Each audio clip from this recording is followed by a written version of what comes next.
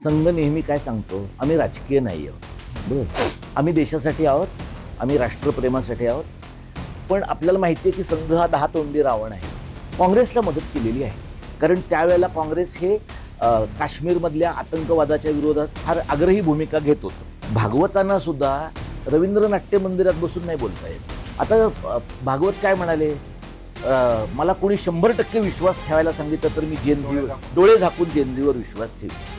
आता हे त्यांनी ना दसऱ्याला म्हटलं, जेव्हा रेशीम बागेत त्यांचं ध्वजसंचलन होईल ना, तेव्हा त्यांनी हे म्हणायला पाहिजे. भाजपने काय धडा घेतलाय किंवा सरकारने काय धडा घेतलाय हा एक वेगळा भाग आहे, परंतु संघाने एक धडा घेतलाय त्यातून आणि संघाने संवाद साधण्याचा प्रयत्न केलाय. त्याच्यामध्ये पण मला असा एक म्हणजे मुद्दा मांडावासा वाटतो किंवा तुम्हाला प्रश्न विचारतो मी की जे मोहन भागवत काल त्या संवादामध्ये बोलले की हे दहशतवादी नाही आहेत किंवा आंदोलन म्हणजे संवाद आहे, संवाद साधायला पाहिजे वगैरे वगैरे जे काय ते, तर त्यांनी हे सरकारला पण सांगितलं असेलच, मोदी शहांना सांगितलं असेलच. म्हणजे हे पण मोदी शहांनाच सांगण्यासाठीचा संवाद हा आहे. म्हणजे नाही म्हणजे त्यांनी सांगितलं असेल यांना, परंतु यांनी ऐकलं नाही आणि म्हणून आता ते जाहीर बोलावं लागतं. अशातला काय भाग आहे का? असं आहे की संघ नेहमी काय सांगतो, आम्ही राजकीय नाही आहोत. बरोबर, आम्ही देशासाठी आहोत, आम्ही राष्ट्रप्रेमासाठी आहोत. पण आपल्याला माहिती आहे की संघ हा 10 तोंडी रावण आहे. त्यामुळे संघाचं कसं आहे, संघ एका तोंडाने मोदीला सांगतो, दुसऱ्या तोंडाने आणखी तिसऱ्या वेगळ्या यंत्रणांना सांगतो, काँग्रेसला सांगतो, वेगवेगळ्या लोकांना सांगतो. म्हणजे एक काळ असा होता संकेत की जेव्हा 80 ते 85च्या दरम्यान संघाने काँग्रेसला मदत केलेली आहे, कारण त्यावेळेला काँग्रेस हे काश्मीरमधल्या आतंकवादाच्या विरोधात फार आग्रही भूमिका घेत होतं. त्यामुळे आता कसं झालंय की संघाला स्वतःचं नॅचरल पॉलिटिकल आउटफिट मिळालंय. त्यामुळे हे जे नॅचरल पॉलिटिकल आउटफिट आहे ते गेली 12 वर्ष मिळाले. संघ 100 वर्ष आहे आणि त्यांच्या डोक्यातली कल्पना काय आहे की त्यांची जी काही एक आदर्श हिंदू राष्ट्राची वगैरे कल्पना आहे, त्या हिंदू राष्ट्राच्या कल्पनेत ही शिवीगाळ बसत नाही. त्यांच्या हिंदू राष्ट्राच्या कल्पनेत अंकल आंटी लोकांनी केलेली शिवीगाळ बसत असेल, ही बसत नाही.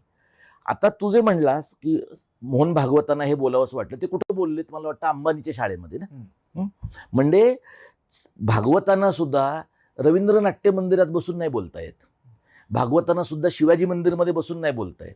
म्हणजे आता त्या जागेचं काही अंबानीने भाडं घेतलं असेल का?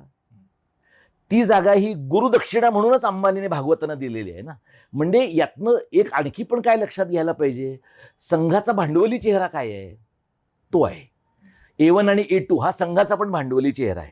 आता भागवत काय म्हणाले, मला कोणी 100% विश्वास ठेवायला सांगितलं तर मी जेनझीवर डोळे झाकून जेनझीवर विश्वास ठेवेन. आता हे त्यांनी ना दसऱ्याला म्हटलं पाहिजे, जेव्हा रेशीम बागेत त्यांचं ध्वजसंचलन होईल ना, तेव्हा त्यांनी हे म्हणायला पाहिजे. पोरांच्या बरोबर म्हणून काय उपयोग नाही, ते ठीक आहे तुम्ही म्हणलात. आणखी ते काय म्हणाले, ही काही राष्ट्रद्रोही नाही आहेत. ती राष्ट्रद्रोही नाही आहेत असं म्हटल्यानंतर कंगना रनौतचं संध्याकाळी विधान बदललंय. 4 दिवसापूर्वी ती म्हणली की ही गटर जनरेशन आहे. मग लोकांनी तिच्या गटरछाप वाक्यांची एक मालिका लोकांच्या समोर सादर केली. आता ती म्हणते की नाही मी पण तुमच्याच जनरेशनची आहे. तर हे पुन्हा शिंग मोडून वासरात शिरण्यासारखं आहे. पण ते कसं आहे, जसं विमानतळावर असतं बघतो वाऱ्याची दिशा दाखवणारा एक फलक, एक झेंडा असतो बघ, तसं संघ आणि मोदी हे 2 अशा प्रकारचे फलक आहेत. त्यामुळे मोदी शिंकले एका दिशेने तरी त्या दिशेनं बीजेपी वाले वाटचाल करतात. आता त्यांना लक्षात आले किंवा भागवत या पद्धतीने म्हणले. भागवत काय म्हणले, तरुण पोरं चांगली आहेत.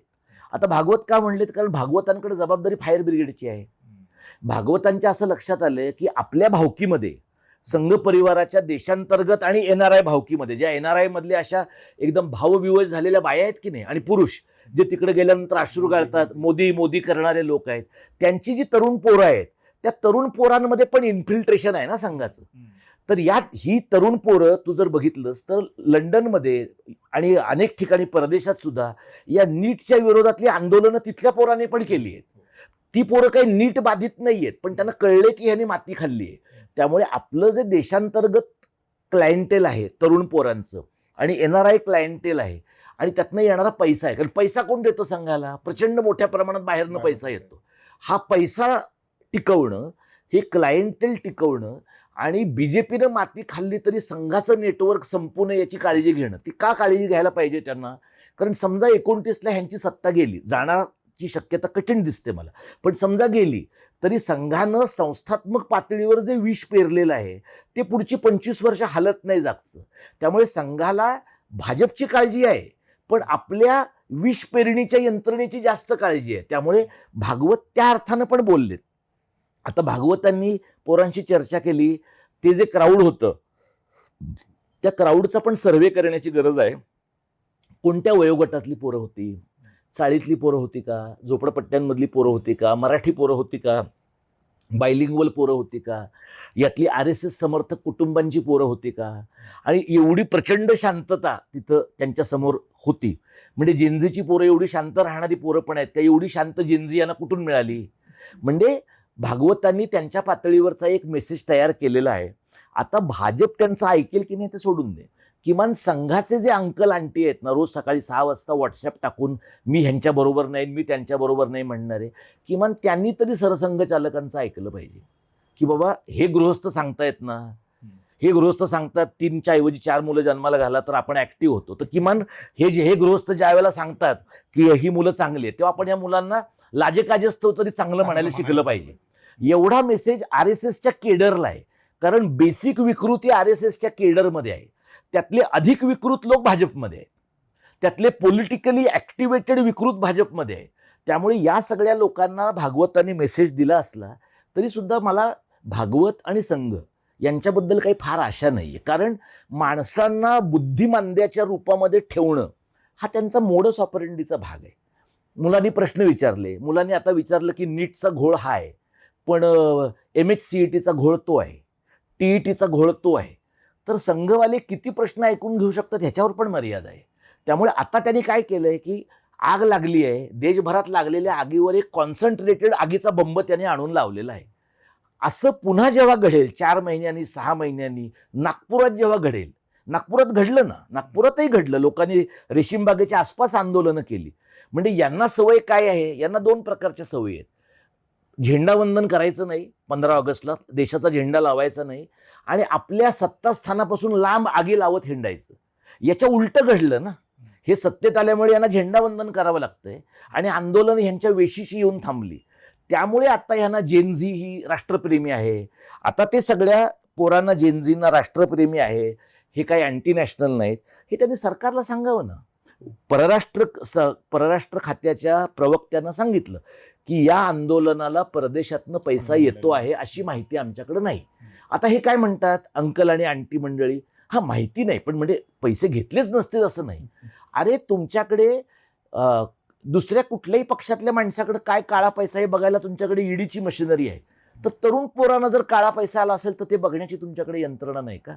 त्यामुळे हे जे लोक आहेत ना, भाजपला संघाने दिलेला हा इशारा आहे हे बरोबर आहे, पण 12 वर्षाची जी सत्तेची सूज आहे आणि हा आत्मप्रेमामध्ये लीन झालेला माणूस आहे.